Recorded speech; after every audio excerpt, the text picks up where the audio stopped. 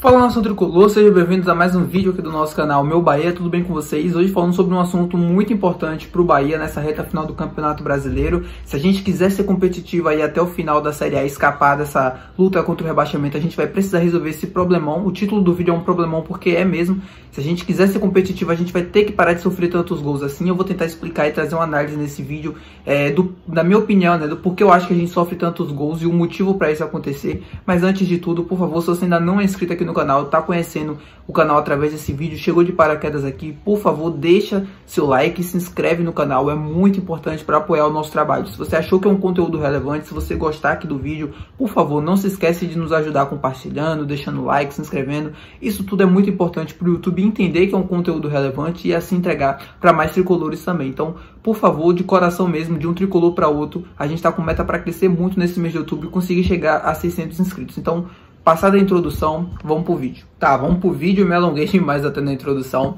mas falando de um assunto sério, né, que vai ser muito importante pra gente ficar bastante atento na evolução desse quesito sobre o comando de Rogério Ceni. O time de Renato Paiva já tinha uma característica, né, de ser uma equipe que tomava muitos gols. Ao longo do campeonato, esse número foi alternando, né, era uma equipe que não conseguia ter uma regularidade, mas conseguia fazer bons jogos defensivos e outros nem tanto. Era uma equipe que tinha muito problema em se defender.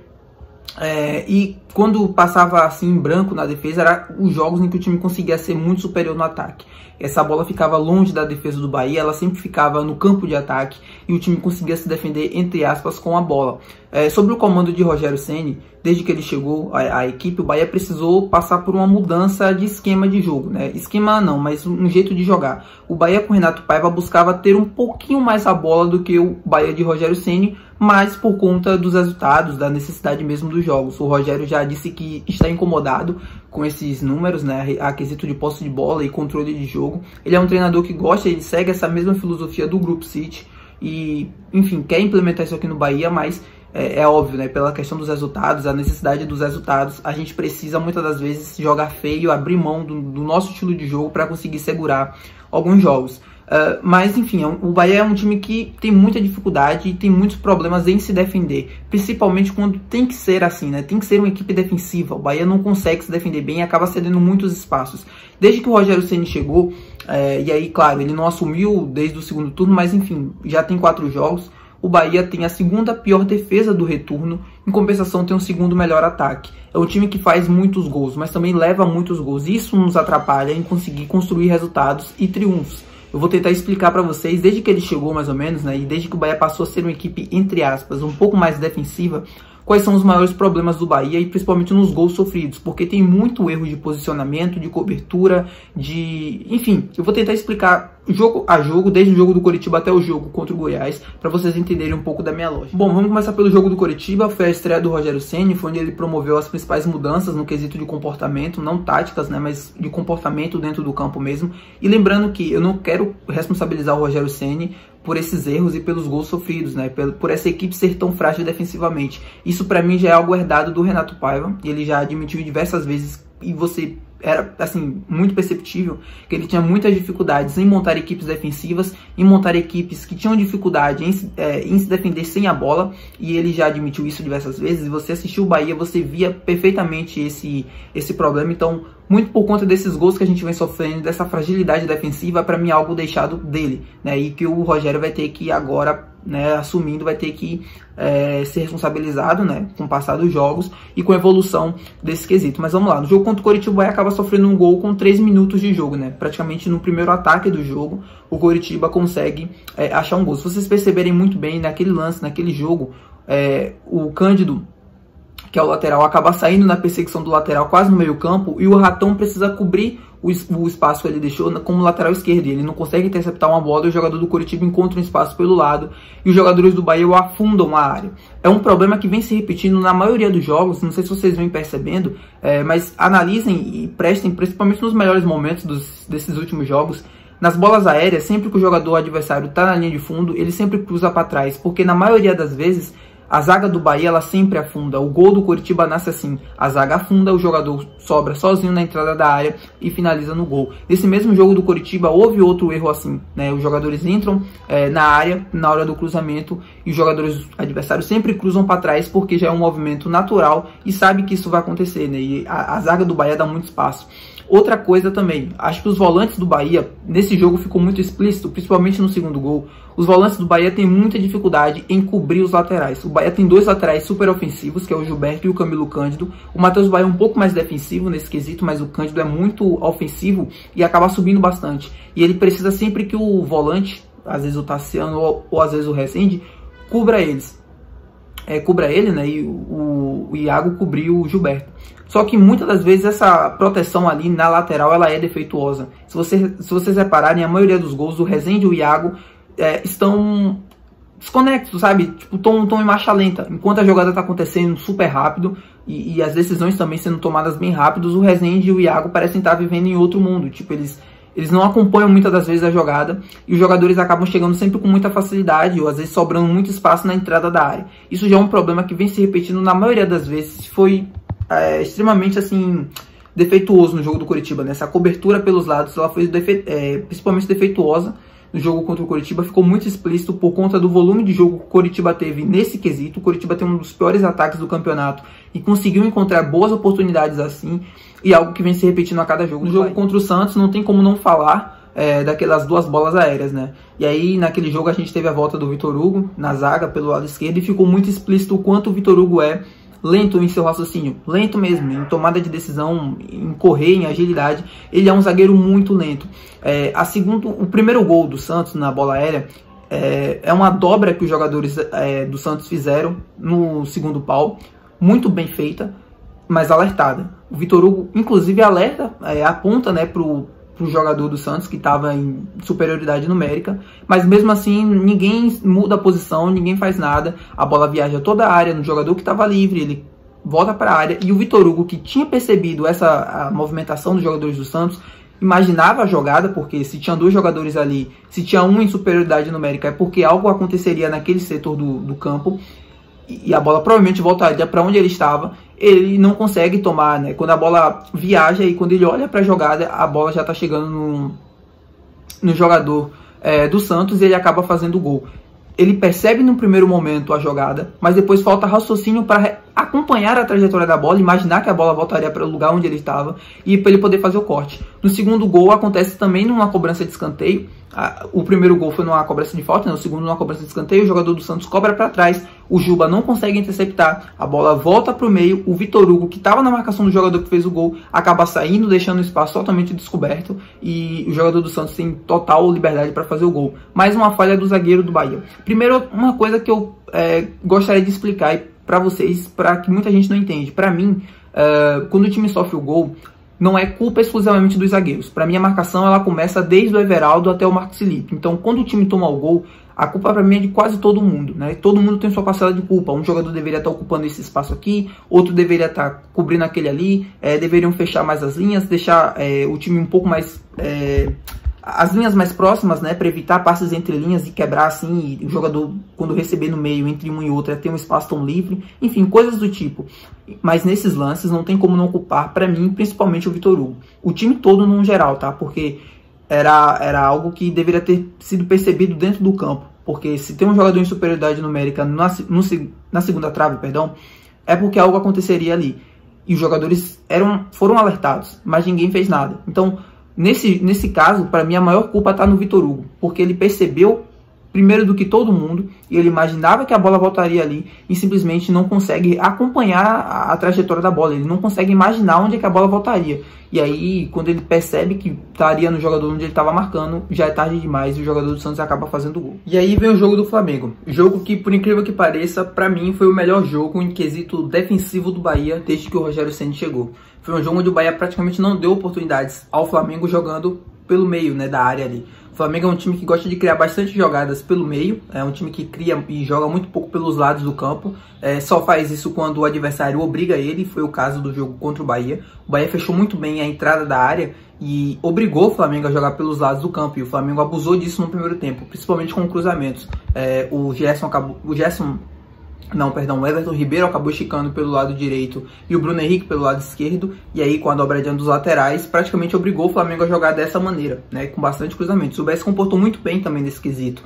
Houve uma evolução nesse jogo. Só que eu acho que o que aconteceu naquela partida foi justamente um jogador do sistema defensivo ter destoado dos demais, que foi o Vitor Hugo. O Vitor Hugo, de novo, né? Eu falei dele no jogo contra o Santos. E naquele jogo contra o Flamengo ele foi extremamente fundamental para o resultado. Porque no primeiro tempo ele é um zagueiro assim, que ele é lento nas tomadas de decisões e, enfim, na ida para um combate ou coisa do tipo. E é um zagueiro que tem muita dificuldade em construir com a bola. Não é um zagueiro que ajuda tanto. Apesar de ter vindo com essa característica, jogando com a camisa do Bahia, ainda não se mostrou útil nesse quesito. E falha bastante. No jogo contra o Flamengo, no primeiro tempo, ele acaba errando um passe que acaba originando um contra-ataque, né? Não um contra-ataque, né? Porque era uma saída de bola, mas enfim, acabou originando um lance de perigo do jogador do Flamengo. Que se não fosse o Canu no bote, provavelmente o Flamengo abriria o placar ali. No segundo tempo, ele se atrapalha sozinho com a bola, tentando recuar, e aí o Gerson acaba recuperando. Não lembro se foi o Gerson ou outro jogador que recuperou, mas enfim, o Flamengo acaba recuperando, e aí tem um lance da falta do Canu e acaba gerando a expulsão do nosso outro zagueiro. Não quero entrar em se foi ou não um lance de polêmica, mas enfim, o Vitor Hugo participa, é fundamental nessa expulsão. E aí no lance do pênalti, assim, o Gilberto acaba cometendo o pênalti, mas o volume de jogo que o Flamengo acabou gerando após a expulsão é muito por conta da irresponsabilidade do Vitor Hugo naquele lance do jogo, né? No lance que ele acaba perdendo a bola. Então eu acho que ele participa ativamente da expulsão e do pênalti justamente nesse quesito, né? Porque o volume de jogo que originou o pênalti foi resultado de uma bobeira dele ali na hora de recuar a bola. E a partir dali é natural, né? Que o Flamengo tenha mais oportunidades porque tá jogando com um homem a mais, porque tem um time muito bom. É óbvio que o Flamengo não estava jogando o seu melhor futebol naquela partida. É óbvio que o Flamengo tá longe de jogar o seu melhor futebol. Desde que o São Paulo tava lá, né? O trabalho do São Paulo foi muito desgastante e ruim. Claro que isso ajuda a explicar o porquê o Flamengo não criou tantas situações assim num Bahia que é muito frágil defensivamente, mas o Bahia conseguiu se comportar muito bem, tá? Não só o Flamengo jogou mal, não acho que o Flamengo fez um jogo tão ruim assim, mas eu acho que o Bahia conseguiu se defender bem naquela partida, principalmente na entrada da área, que é onde o Flamengo mais gosta de jogar e de atacar os seus adversários. E o jogo do Goiás, assim, eu tentei explicar no meu vídeo de análise, trouxe um pouquinho da minha visão do que eu acho que aconteceu naquele jogo, mas eu acho que ainda que foi algo muito anormal para um time que está lutando contra o rebaixamento. Não pode dar um all-in, né? Não pode ir com tudo para cima e esquecer da zaga. Não pode ter uma marcação tão frouxa assim. E aí eu vou tentar explicar para vocês, né, mais detalhadamente do que eu penso a respeito disso, porque ficou muito explícito naquele jogo do Goiás, tudo aquilo que eu penso. Eu já falei para vocês no jogo do Coritiba sobre a falta de cobertura, né, dos volantes, nos laterais e dos pontas também. Eu acho que o Ratão e o Ademir precisam voltar para marcar mais e precisam marcar corretamente. A marcação do Bahia ela é muito frouxa. O Bahia permite muitas ações do adversário na entrada da área, na lateral, enfim, um cruzamento que seja, um passe que seja, ele não pode ser normalizado. Assim, os jogadores do Bahia não podem olhar o adversário fazer isso e só irem para o combate ou para tentar bloquear quando o jogador já está praticamente na cara, né, para fazer o gol, como é na maioria das vezes. O lance do jogo contra o Coritiba assim, é um cruzamento que não pode ser permitido. No jogo contra o Goiás, no gol de empate do Matheus Babi, o Cândido fica olhando o jogador cruzar a bola e o Matheus Babi ganha na altura do Gilberto porque o cara tem quase 2 metros de altura, né? Nunca que o Gilberto ia conseguir competir com ele sem fazer falta, né? Como ele não fez nenhuma falta, ele conseguiu cabecear bem sozinho e fazer o gol. Não pode ter tanta liberdade assim, primeiro, dentro da área, né? Não pode estar o Gilberto marcando um jogador de quase 2 metros de altura.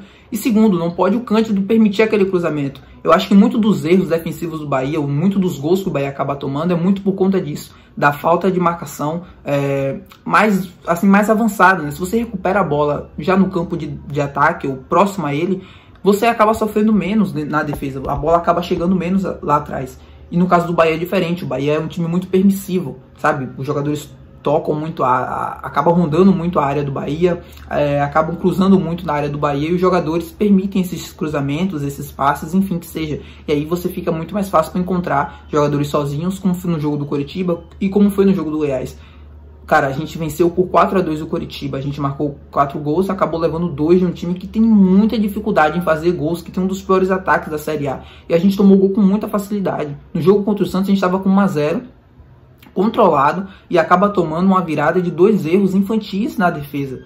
No jogo contra o Goiás, a gente acaba tomando 4 gols, a gente sofre uma virada depois de abrir 3-1. Aí vem todo o mérito deles também em conseguir ter virado de novo a partida, mas não pode levar tantos gols assim se a gente quer ser competitivo na Série A. Não é todo jogo que a gente vai fazer 6 gols, 4 gols, enfim, que seja, que vai conseguir compensar. A gente precisa ter um equilíbrio, a gente precisa continuar fazendo os gols que a gente vem fazendo, mas sofrer menos na defesa. E aí sim a gente vai conseguir os pontos necessários para escapar o mais rápido possível dessa zona do rebaixamento. Eu falei sobre ser um time muito permissivo, né? Reparem, quase todos os gols que o Bahia sofre.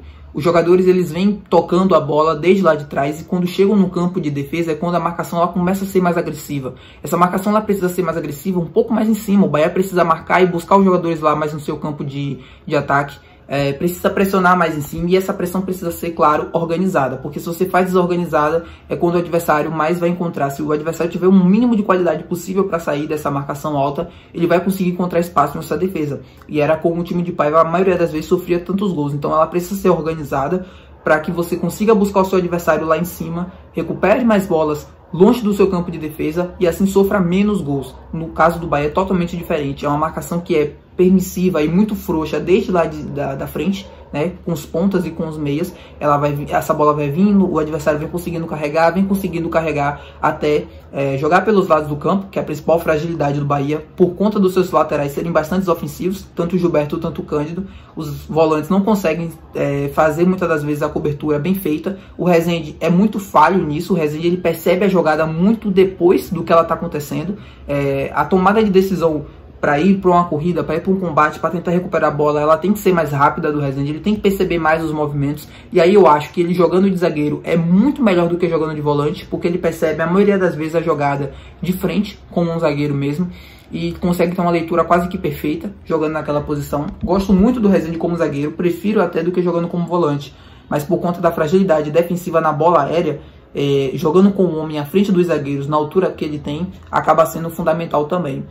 Mas é mais ou menos isso. Eu tentei explicar e analisar aqui para vocês quase todos os gols que o Bahia sofreu desde que o Rogério Ceni chegou e trazer um pouco da minha análise do porquê que eu acho que a gente sofre tantos gols e como mudar isso. Eu expliquei, tem que ser um time que marque mais em cima, tem que ser um time que jogue mais no campo de ataque, sabe, que recupere aquelas bolas lá na frente. Porque aí assim ela dificilmente vai vir e o adversário vai conseguir carregar lá atrás e vai encontrar situações. Tem que ser um time mais agressivo e menos permissivo. É mais ou menos isso. Se você assistiu até aqui, por favor, não se esqueça de deixar o seu like, que é muito importante para ajudar a impulsionar e crescer o canal. A gente está tentando chegar a 600 inscritos, então seu apoio, sua inscrição, seu compartilhamento, seu like é muito importante. Não se esqueça de fazer isso, por favor, se você assistiu até aqui e achou o conteúdo relevante. E até o próximo vídeo.